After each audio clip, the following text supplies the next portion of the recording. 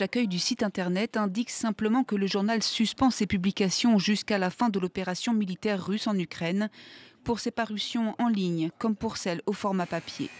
La décision du journal indépendant russe Novaya Gazeta intervient après un deuxième avertissement des autorités en moins d'une semaine, officiellement pour manquement à la loi sur les agents de l'étranger.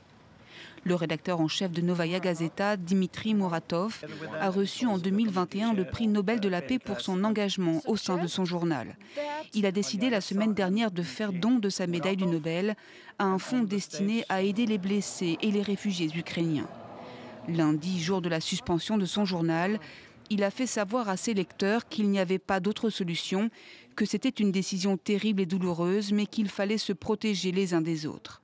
Depuis le déclenchement de l'opération militaire, les autorités russes ont renforcé la répression de ce qu'elles qualifient de fausses informations. Les sites de nombreux médias russes ou étrangers ont été bloqués. Novaya Gazeta a été jusque-là l'un des tout derniers bastions de la presse libre encore en activité en Russie. Notamment connu pour ses enquêtes sur la corruption et les atteintes aux droits humains en Tchétchénie, Novaya Gazeta faisait figure d'exception dans le paysage médiatique russe. Cet engagement a coûté la vie à 6 de ses collaborateurs depuis les années 1990, dont la célèbre journaliste Anna Politkovskaya, assassinée en 2006.